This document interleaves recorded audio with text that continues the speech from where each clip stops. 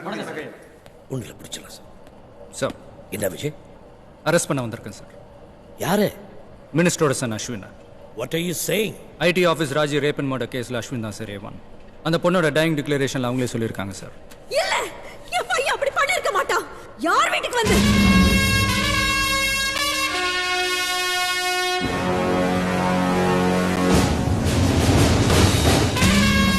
Sir Ashwin எங்க?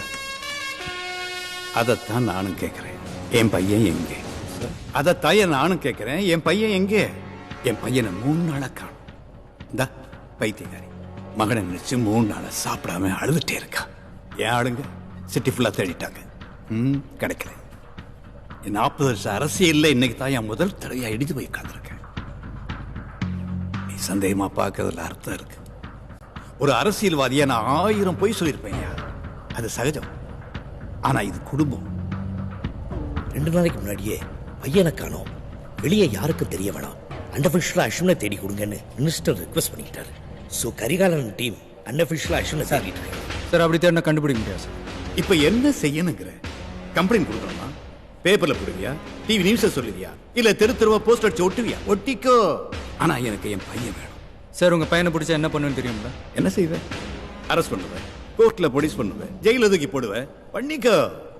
ஒரு போலீஸா உன் டியூட்டியை நல்லா செய். ஆனா ஒரு தகப்பனா நான் என்ன செய்யணும்னு எனக்கு தெரியும். சார் உங்க பையன்றதை தாண்டி ஒரு முக்கிய கேஸோட முக்கிய குற்றவாளி. உங்க திறமை மேல எனக்கு அபார நம்பிக்கை. என் பையனை பிடிச்ச உள்ள போடுங்க. நான் ப்ரமோஷனோட உங்களை தேடி வந்து பார்க்கிறேன். வாழ்த்துக்கள்.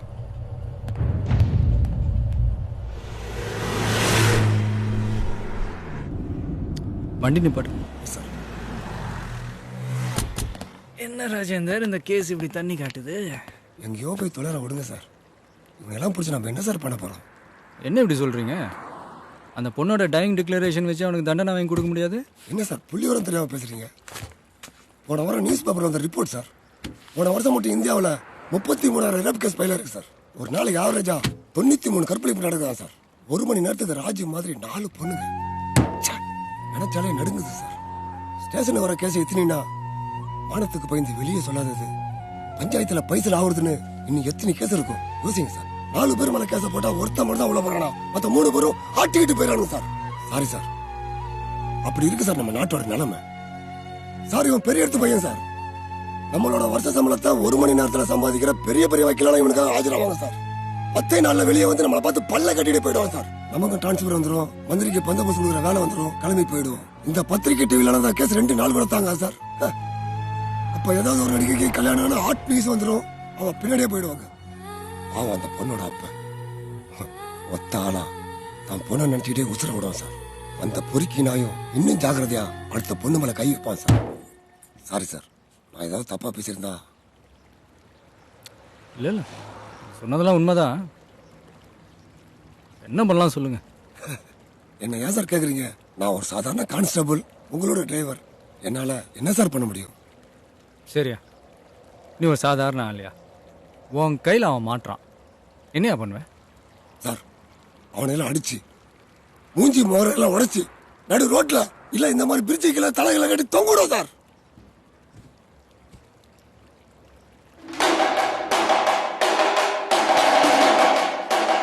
போய் பிரிட்ஜு கீழே போய் பாருங்க. சார் சும்மா போய் பாருங்க.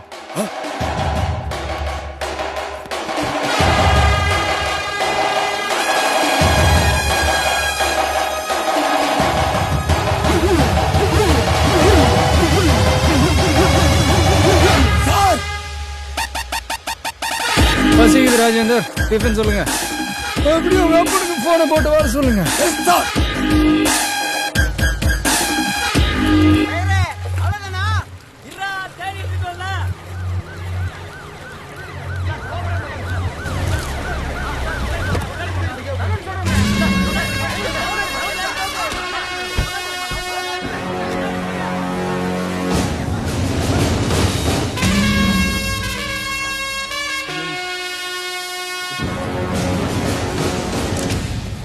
என் மகன் எங்கே? அவங்கள்ட்ட நான் பேசணும். அதுக்கப்புறம் நீ அவனை எங்கே வேணாலும் கொண்டு போ, எந்த ஜெயில வேணாலும் போட்டுக்கோ. பேச முடியுமான்னு தெரியல. கணேசன் சார், அந்த ஷீட்டை கொஞ்சம் ஓப்பன் பண்ணி காட்டுங்க.